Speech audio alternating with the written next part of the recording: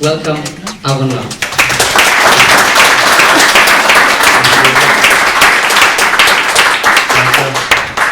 That's about as far as I can get. Or they think that it was based on biblical values, as if there ever was such a thing.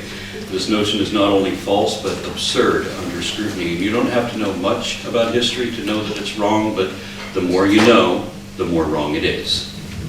All right, so a lot of Americans today foolishly believe that our government and our legal system are based on the story of the Ten Commandments. This is a covenant between two fictional characters, Moses and Jehovah. All right. Contrary to what many Americans now believe, the United States was initially founded as the world's first explicitly secular government. And I know the rest of the world already knows that, but a number of Americans have told me that they think that our nation was founded by God. So one of our presidential candidates currently, Marco Rubio, actually said that our nation was founded on the slogan, "In God We Trust," even though that slogan was invented 180 years after our country was founded. This is so much fun. Okay. Our actual human founders included some influential leaders who were neither Christian nor fond of Christians. In fact, some of them wrote scathing criticisms of Christianity. But even those of our founders who were Christians knew firsthand what happens whenever religion acquires rule over law. The result has always historically been an automatic violation of human rights. This is what theocracy always does, until such time as it loses its influence over a wiser populace who hopefully will no longer tolerate such oppression anymore. And the only time that religion is polite is when it has no power. And the more people are compliant, the more power religion has and the ruder it gets. And this is why, for example, the very name of Islam requires or commands submission. So while our pre-Darwinian Declaration of Independence and our national constitution may have vague deistic references to a creator also described as nature's God, there is no mention of Jesus in either document.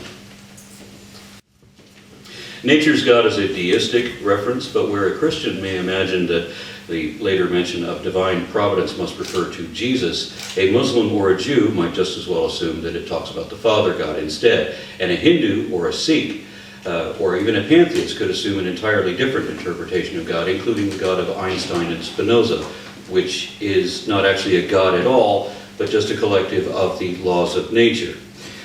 Our founding documents were deliberately worded the way that they are for that reason, in order to accommodate any religion or none.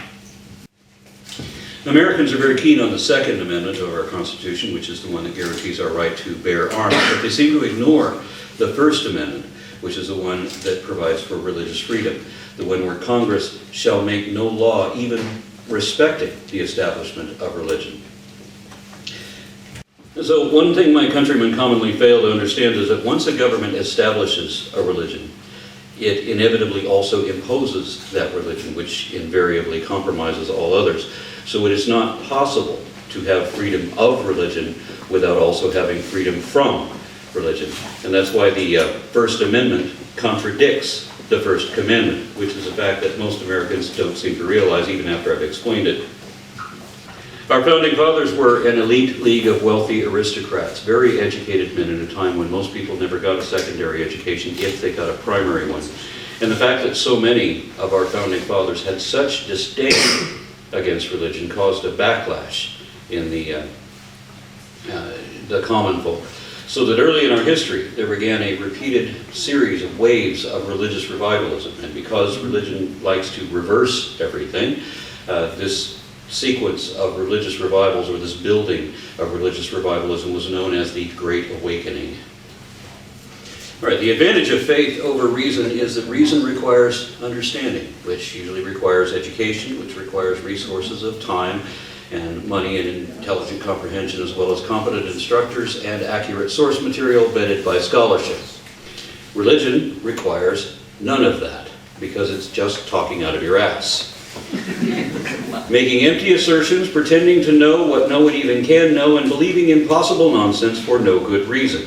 It empowers the lowliest idiot to imagine that he is wiser than the wise, ignoring every indication otherwise, and is pretending that you'll live forever and that you have a direct connection to the ear of the most powerful being imaginable, someone who can even make 2 + 2 equal the square root of -1 if that's what it takes.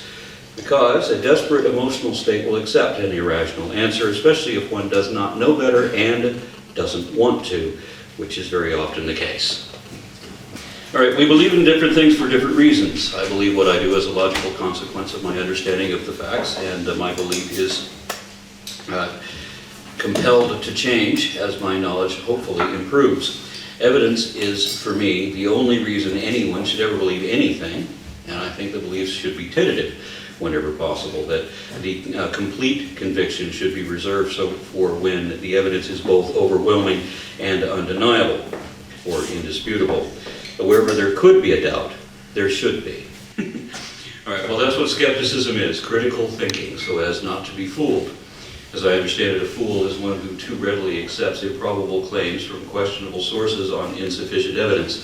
It also applies to one who believes such claims completely, without any doubt, as all of the sacred or supposedly sacred scriptures require. So it's not at all surprising that both the Bible and the Quran use the opposite definition of fool than the dictionary does.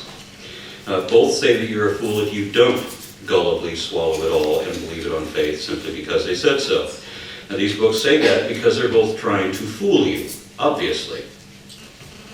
Now they're both questionable sources, making outrageously dubious claims without any evidence at all, and all of their leverage, whether that is collecting tithe or governing communities or restricting and regulating everyone's personal lives, depends on duping the stooges. It's literally make-believe. They need to make you believe. And deception is the source of all of their power. But if you believe whatever you're told without question, without reservation, or without reason, then by definition, you're a fool. And I suspect that the men that wrote these and other holy books pretending to speak for God knew that, and that's why these books reverse that definition. And what I see is a division where we have at the extremes one group with a deep-seated emotional need to believe, and at the other end we have a group that has only a desire to understand, and those who want to understand will inquire, and those who don't won't. That's why it is that whenever a believer leaves their religion, they may be ostracized or bastardized, but nobody ever inquires why they changed their mind. And in the relatively rare case that someone in the skeptics field, or someone comes with an atheist perspective and then adopts a religion, their reason why is all we want to know, because we want to understand. And that's why whenever you're trying to explain science to irrational believers, they're willfully obtuse. They're trying not to understand you because they want to believe something else, and they need to assure themselves of that somehow. And logical fallacies are sufficient because they're reaching for any excuse they can find. And if you press them to get them to accept any concept or the nuance of any statement, they'll stop you, very often admitting that they don't want to know, they just want to believe. So, I don't have a choice to believe whatever I want. I can only believe whatever is indicated. But religious extremists have shown and admitted that they believe what they do as an act of will, of mind over matter, the power of positive thought, as if wishes might come true if you can believe hard enough. In other words, they're pretending in order to convince themselves. And some ministers that I've known have defended this thought with the slogan, "Fake it till you make it." Keep telling yourself it's real until you believe that it's real. And faith is just willfully ignorant, auto-deceptive self-delusion. And sometimes when I pointed out some inconvenient truth that disproves their point, they respond by saying that I'm hurting people. People who want to continue believing what they now know is wrong. And some people have said that these may be what the facts are, but I prefer to believe this, and why won't you let me believe what I want to believe? And when they say something like that, it is an admission that they don't care what the truth really is. Now, this doesn't apply to everyone, of course. Some people were born into it, indoctrinated early, and never questioned it because everyone in their community believes the same thing, so it must be true, right? But many times deeply religious people have told me, wait, are we reading the same thing? Yeah. Yeah, okay. Anyway, where are you? Yeah. Is that what you're- Yeah. All right, so sometimes they tell me that they believe what they do simply because they want to. Matter of fact, one of my oldest friends told me that I'm Christian because I like to believe that, not because I think it's true. And it doesn't matter, even if they admit that on some level they know that it's not really true, they say that we should still believe it anyway, as if that'll make us better people. Now, statistically, we know that it doesn't, of course. I mean, when you compare the most religious areas to the least religious areas and look at the crime rates, the abortion rates, and every other symptom of society, we see that statistically the opposite is true. But these people believe what they want to believe simply because they want to believe it. But it's hard to just make up whatever you want to believe and convince yourself of that. I mean, on your own alone, you will doubt yourself. And if you're the only one who believes as you do, then you would be considered crazy. So you have to adopt the same form of make-believe as everyone else around you. The more people who share and encourage a common delusion, the easier it is to pretend that it's all really real. You can't have anyone ruining the fantasy. So everybody's got to believe, and that means that you have to elect leaders and judges who believe the same way as you do. And it's been this way since the dawn of human history, except for a few shining moments like the first secularism, like the establishment of my country. However, we fell back into that almost immediately and became really religious after that. Our first unambiguously Trinitarian Christian president wasn't until our sixth one. That was Andrew Jackson in 1828. But every president after him has been an avowed believer, with the possible exception of Abraham Lincoln. It is often said that you can't get elected in the States if you don't profess to be a Bible-believing Christian first. And even Bernie Sanders recently had to claim a religious faith that he seems not to have, at least not as I understand those words. Our federal constitution, written in 1787, says that no religious test will ever be required for any office or public trust of the United States. And the Texas state constitution, written in 1876, some 90 years later, also says that there will be no religious test for any candidate, provided they acknowledge belief in a supreme being. To put that another way, the Texas state constitution doesn't care what religion you are, as long as you are religious. But if you don't subscribe to any religion at all, then you could be barred from holding public office. And we've been trying to get non-believers elected into any position in Texas, but so far, no one can get the vote without being a professing Christian. Fast forward a few years to 1925 and the Scopes monkey trial. At that time, it was illegal to teach evolution in public schools. Now, after a few successful contests in court, we get to 1987, where evolution is now legal, but it has suddenly become illegal to teach creationism in public schools. And this, I think, is what began what the fundamentalist Christians refer to as the culture war. Our science advances, but in an environment inundated with superstitious believers, and that's where I come in. I became an advocate of science education roughly 20 years ago, when I saw how creationists were undermining science education, especially in public schools. So 20% of our teachers, our science teachers, are creationists. They're incompetent to the task and are open to deliberately deceiving students. To give a case in point, my son's science teacher told the class that there was no such thing as a beneficial mutation. And he raised his hand saying, "But teacher, the textbook lists beneficial mutations." And he was sent to the office for that. The secular teachers don't often understand evolution well enough to teach it, and may not want to personally promote it. And this is why my wife and I write a series of classroom supplement science videos teaching biology, which includes evolution according to the National Science Standards. My wife is a curriculum specialist with the National Science Standards, so she writes those scripts.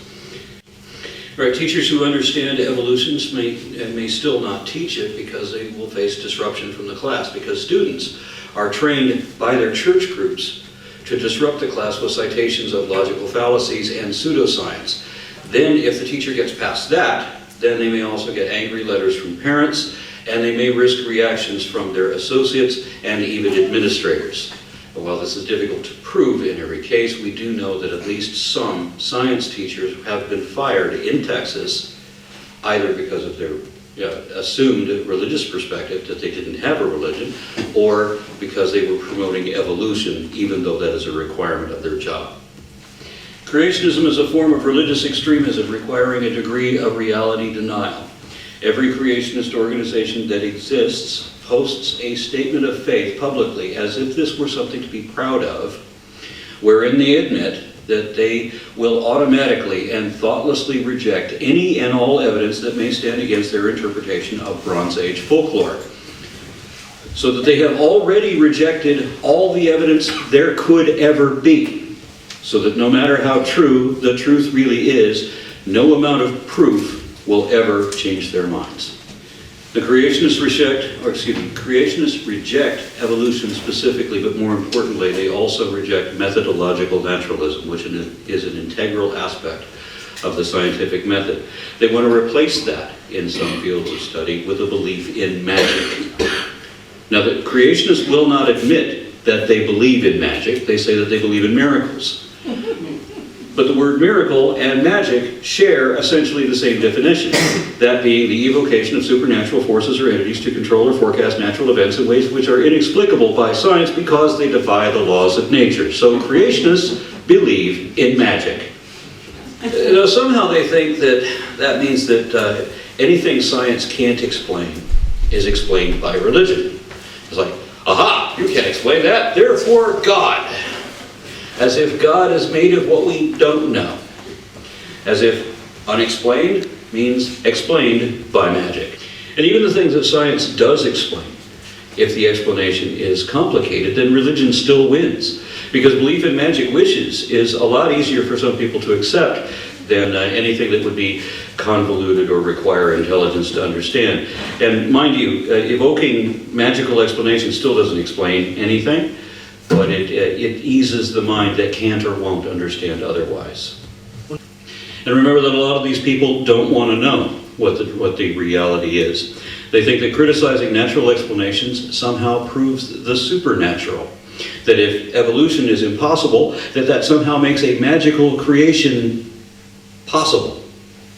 As if that were an option. As if it were the only option or an option at all. They're limited to dichotomies. And don't understand the concept of the null set, that gods and magic are not the default position. They're an empty assertion, and therefore unworthy of serious consideration. Understand that positive claims require positive evidence, even if you're talking about a god. And you can still pretend that there's a god. You have a right to believe that. But without evidence to show that you're right, you literally do not know what you're talking about. And it is dishonest to assert as fact that which is not evidently true, yet that's what all religions do. Religion has always been a means of manipulation of the masses, and they do this by the indoctrination of faith, usually targeting young children before they reach the age of reason. Because if you wait until they're 8 or more years old and then you tell them about Noah's Ark and sticks turning into snakes and the sun stopping in the sky, and especially Adam and Eve, and all of that requires that they not know everything they already know to be true, then you're going to have a heck of a time trying to brainwash that child.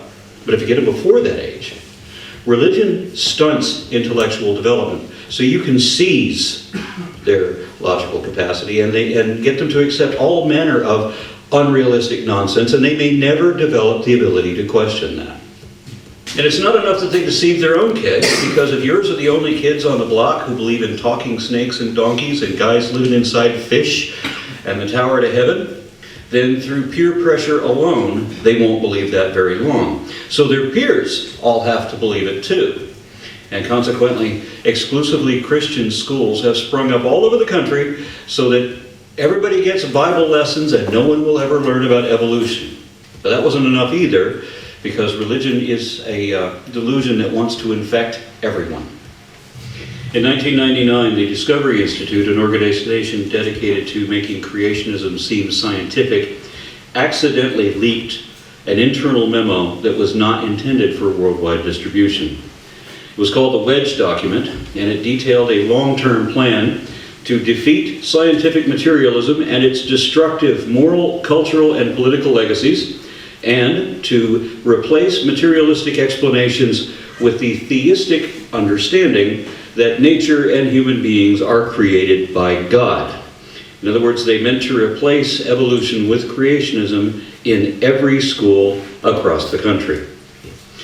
This plan was called a wedge because they intended to use pseudoscience arguments to cast doubt on evolution and create an opening for religious beliefs and the rejection of material science. The ultimate goal was to reshape our culture by promoting evangelical Protestant Christian creationism or fundamentalism at every level of society, including government.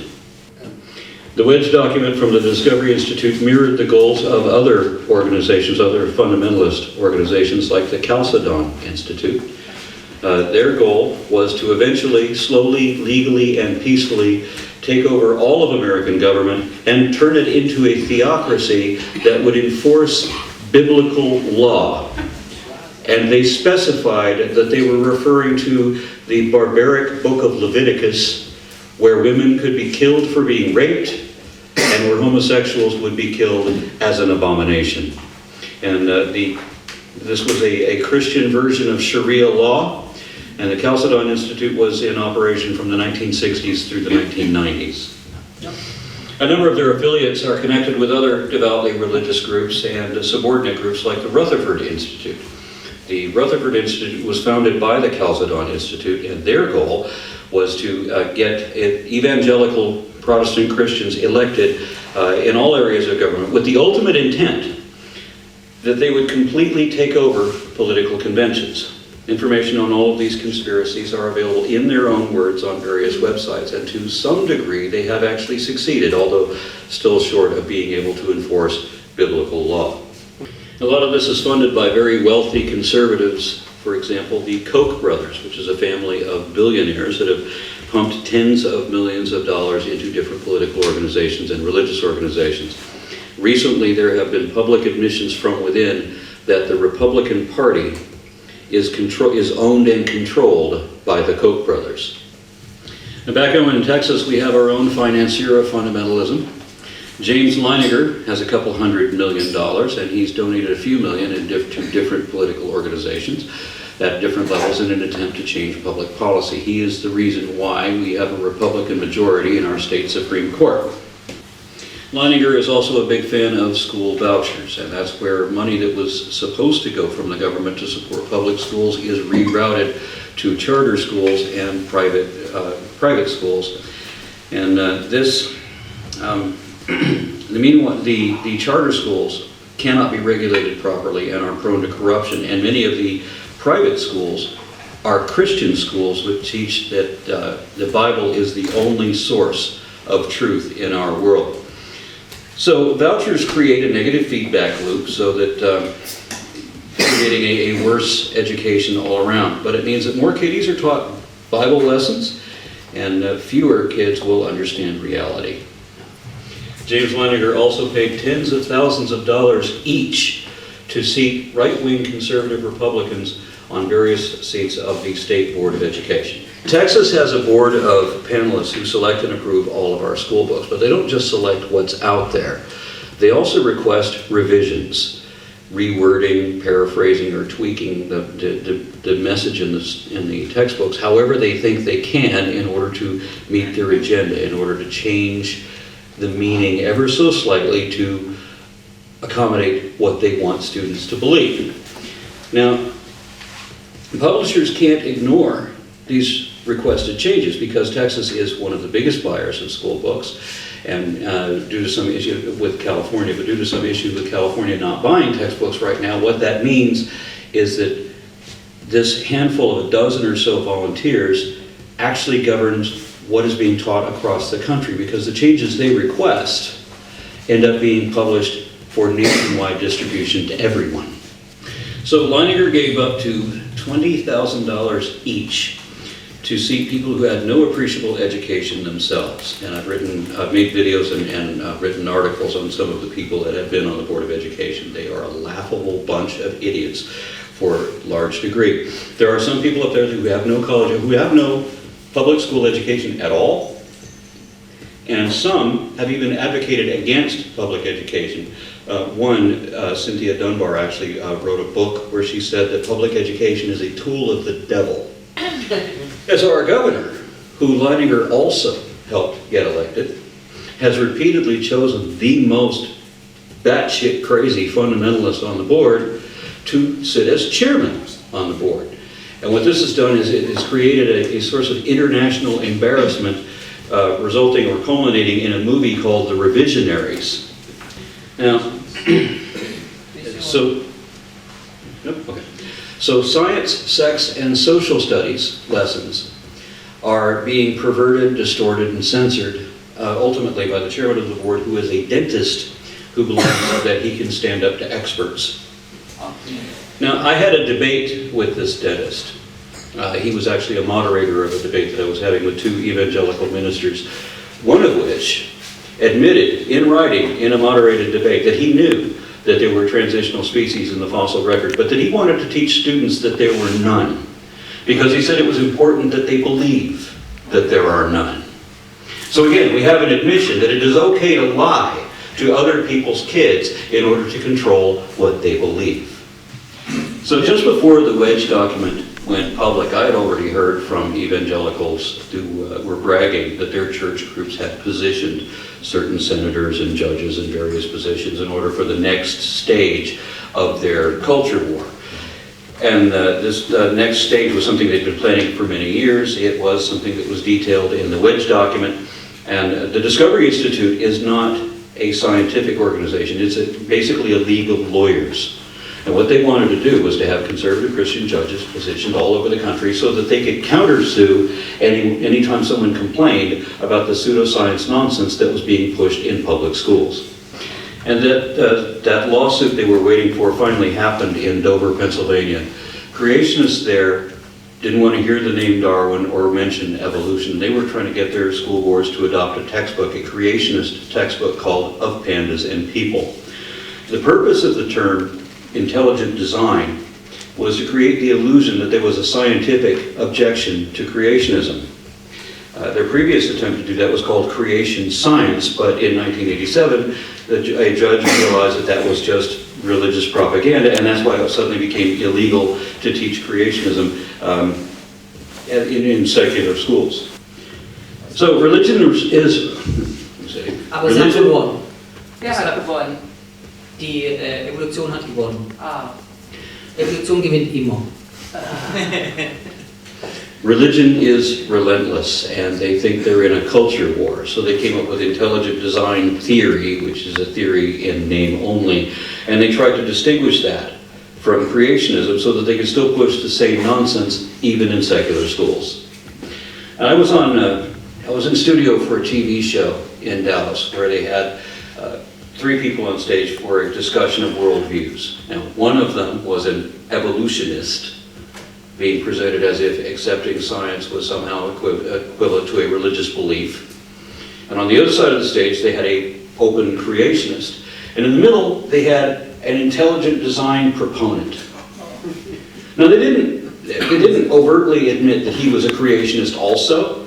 They tried very hard to create the illusion that intelligent design was somehow a scientifically based middle ground, while also presenting evolution as a religious position, because they had to go all of that. Investigators at the Dover trial discovered that Pandas and People had been published in multiple editions, including one that came before the court ruling in 1987. So they compared the verbiage between the older version and the newer version, and they realized that in the 1987 ruling that where it suddenly became illegal to teach creationism in school. So they looked at the older versions and they realized that every time that the word creationism originally appeared, it was replaced with intelligent design. And every time the word creationist originally appeared, it was replaced with the word design proponent. And amusingly, there was a misspelling that confused the macro command so that there was one place where it said, see design proponentists. All right, so they knew full well what they were doing. They were lying in order to get around the law. And this was the only change that they made in the whole book. So creationism is exactly the same as intelligent design, where this includes where they have the definition. You know, they just changed the word, but the definition remains the same. So they are, in fact, the same thing. But creationists in the United States are still lying about that. It is not possible to defend creationism honestly. But it wasn't enough that they caught these intelligent design proponents lying multiple times. The court also had to prove that there was no validity to any of their claims. And this is where they thought that having a Bush-appointed conservative Christian Republican judge would assure their success. However, simply being Christian doesn't mean that you're so extreme that you also deny reality. This judge was a moderate Christian and a proper judge. He lamented how several times these witnesses would proudly tout their religious convictions in public, yet time and again lie to cover their tracks and hide the real purpose behind the ID policy. For example, Dr. Michael Behe took the stand as the only biologist willing to try to defend intelligent design in court. He confidently asserted that science will never find an evolutionary explanation for the immune system. But the judge noted that he was presented with 58 peer-reviewed publications, 9 books, and several immunology textbook chapters on the evolution of the immune system, but said that it was not sufficient evidence of evolution and that it was not good enough. The court also ruled that all of the testable claims of intelligent design had already been refuted and rejected by the scientific community. So the science deniers didn't get the ruling they wanted, but over the years since then, other religious organizations have found loopholes in the various state laws, such that there are now thousands of schools across the country who will not teach evolution, and there are thousands more who teach the Bible as if it were historic scientific fact. And what we've seen in analysis of these studies is that they typically include denigration of science, of course, but also a denigration of other religions, anti-Semitism, and also the instilling of right-wing political ideology, which is what this is really all about. And to make this worse, there was also a program called the Good News Clubs, which uses public school grounds for full-tilt evangelizing to very young children, often regardless of parental consent. This is innocently billed as after-school activities, but what it really is proselytizing to the children, not only filling their heads with Bible lessons, but also warning them about how their parents would react. And so building the resistance in their kids to fight against their families if they don't believe the same way. But the culture war isn't just about instilling extreme right-wing religious dogmatism, it's also about impressing the oppression, repression, and political practices consistent with fundamentalism. And in Texas, that meant no more sex education. Instead, they teach abstinence only. I understood that. My wife was teaching middle school in Texas when they had a state-funded conservative Christian come in to address her class as part of official business. This Christian, an old man with pants up to here, came in to lie to the students, to tell them, among other things, that oral sex did not feel good. Because you're so worried about catching a sexually transmitted disease that you can't enjoy the blowjob. So abstinence only is the idea that any pill can be a birth control pill if the girl holds it between her knees. So seriously, all they do is tell teenagers not to have sex. As if that would work. That all you have to do is deny one of the strongest urges that any biological organism ever has, and you have to do that at the peak of its social and chemical influence over you. And you have to do that with no information about it. We're not going to give you any useful information because we're afraid you'll use it. The Abstinence Only program brags that it is the only 100% effective way to prevent sexually transmitted diseases and pregnancy. However, just before my wife and I left the States for this trip, we saw in the news that one of our local schools was reporting an outbreak of chlamydia. And we have the second highest rate of pregnancies in the United States and the highest rate of repeat teen pregnancies. However, I did see a news story that said, ironically, that teen pregnancies fall off after teenagers turn 25. I should add that the religious right has also closed down most of the abortion clinics and shut down all other programs that would have benefited teenage mothers, creating another negative feedback loop. And that program has been such a colossal failure that I'm proud to announce that President Obama just last month cut all federal funding for that because our federal government was paying for that program for about a decade. So it's not enough that our kids are poor and pregnant and don't know how things work. It's not enough that they're religious. The system that did that ultimately wants to control how they vote, so that they'll elect extreme, militant, political, patriots wrapped in a flag and carrying a cross. People like Ted Cruz or Donald Trump. So how do you inspire such religious jingoism? You do it through fear and lies. George Orwell's most famous book, 1984, says that those who control the past control the future. So of course our State Board of Indoctrination also had to alter our history in subtle ways that they hoped no one would notice. The goal there was to promote American exceptionalism, and what that means is to teach that our history and our political ideals and values are unique in all of the world, as if our history is a result of manifest destiny, or so they want to believe. And consequently, inconvenient moments in our colorful history are often distorted, deleted, censored, or embellished, with the expressed intent, and I've actually heard people explain it using these words, that the United States of America must always be seen as a shining beacon of what it means to be God-blessed. As if our country was established by God as an example for the other nations of the world. So, of course, our history books credit Christianity with everything good that ever happened, and our embarrassing past with slavery or civil rights is downplayed, as if it wasn't really so bad, or maybe didn't happen at all. Rather than admit, for example, that the Civil War was fought over slavery, our textbooks now say that it was fought over states' rights. In fact, slavery is hardly mentioned. One of our textbooks described the slaves as workers. So in Texas, these classes are often called social studies rather than history because it's a blend of cultural ancestry. But our social studies textbooks have removed a lot of ethnic references to indigenous people or other ethnicities. Where, for example, one of our books once mentioned hip-hop music, it was changed to country and western.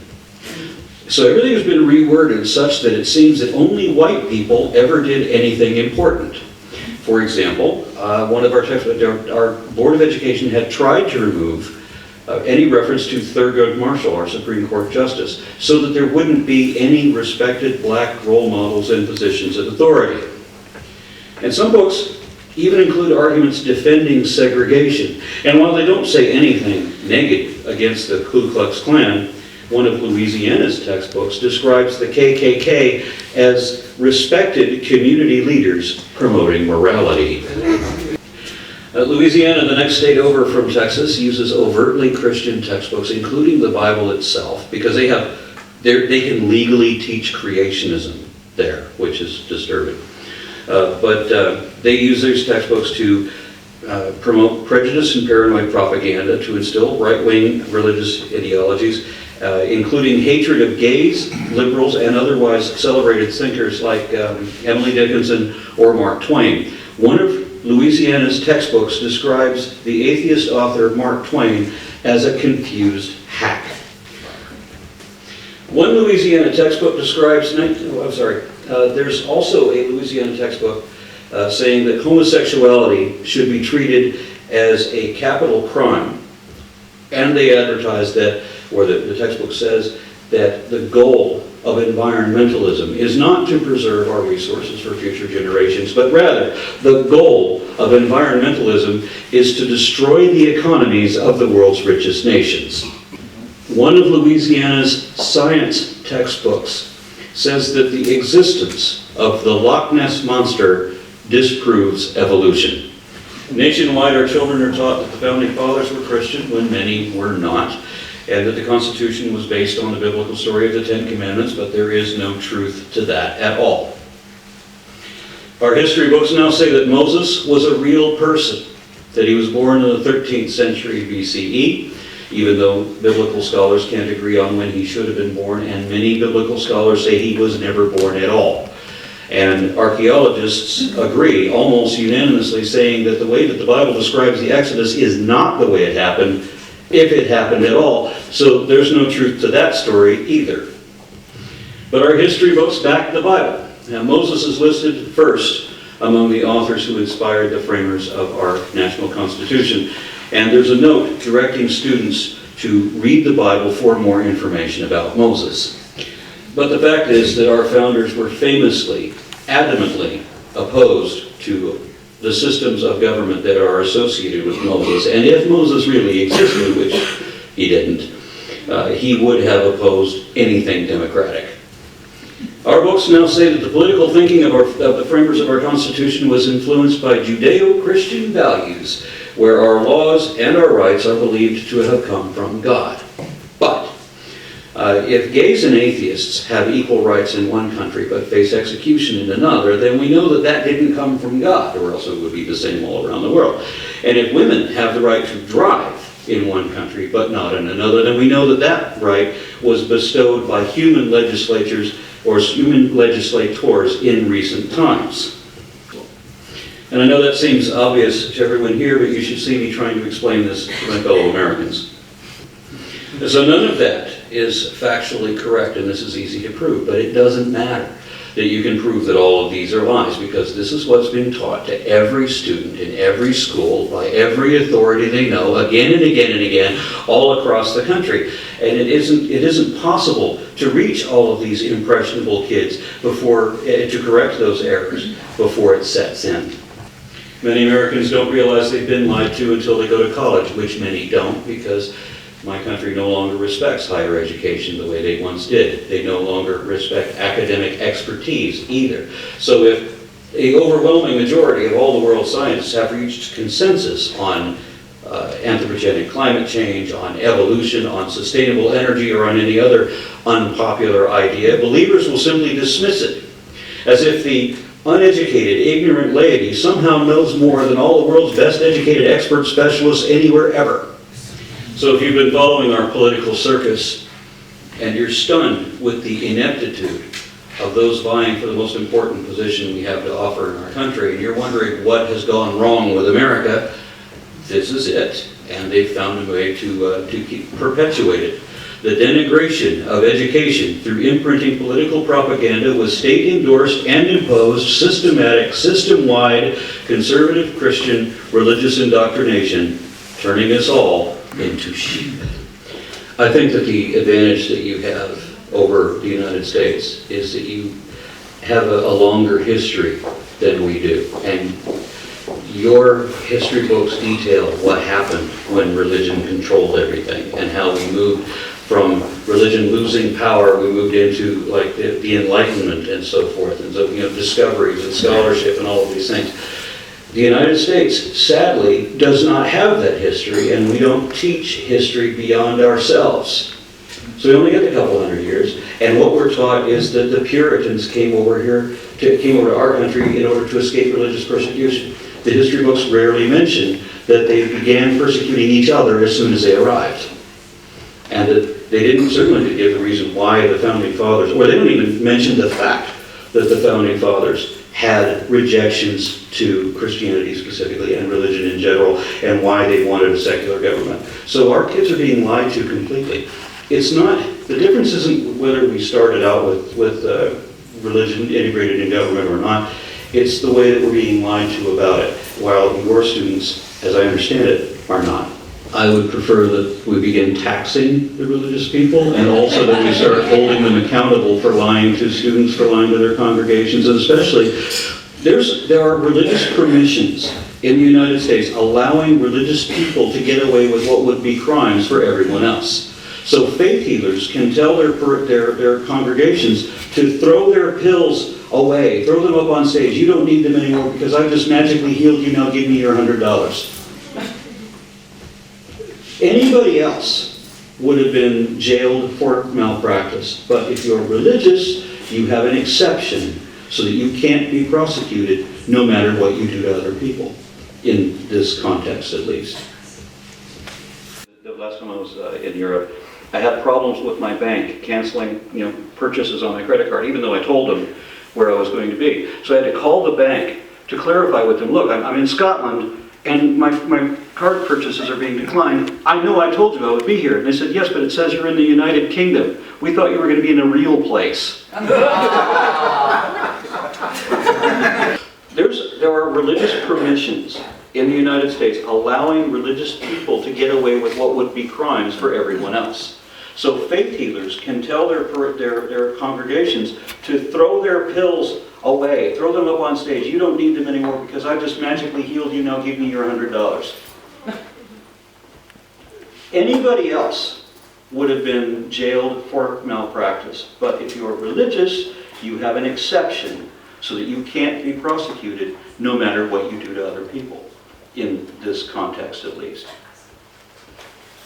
No, I'm not worried about that. But I tell you what, if I complained about the United States within the United States, my fellow Americans wouldn't pay much attention. But because I talk shit out of the country to other countries, then believers within my country notice. Americans typically have the position that you guys were once a Christian country back in the Middle Ages, and so of course you are still a Christian country, just as Christian as you ever were. I went to Norway. I had all of these Norwegians bragging to me that everybody in Norway is an atheist. I get on the plane sitting next to a Christian woman who's telling me that she went to a christening in Oslo of her Catholic grandson, and she's bragging about how Norway is such a Christian country. I don't know where the hell they get this different perspective.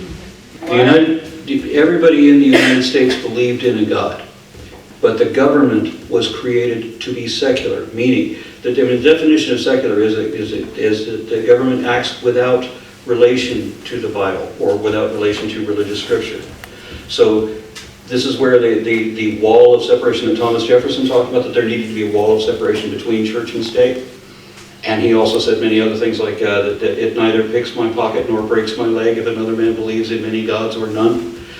Many of the other founding fathers said similar things, and many of them said very damning things against Christianity. But there were also founding fathers who were Christian. So they established a government where it didn't matter what your religious beliefs were or if you had any.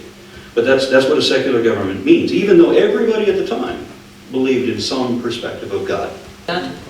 I think the majority of Christians in the United States pretend to believe. I think the majority of atheists in the United States don't know they're atheist. They think they're Christian. I know people who have to use pseudonyms, fake names, because if they try to get a job and somebody Googles them, and they were able to identify that they are an atheist or they're part of an atheist group, right? They're not going to get a job.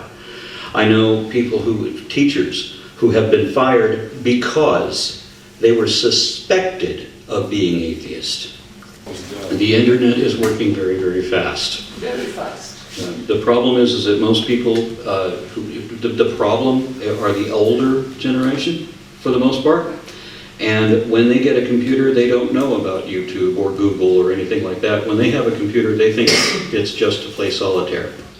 Oder sie denken, das Ganze basiert auf biblischen Werten. Oh, stop. Als ob es sowas überhaupt gäbe. How do I translate talking out of your ass?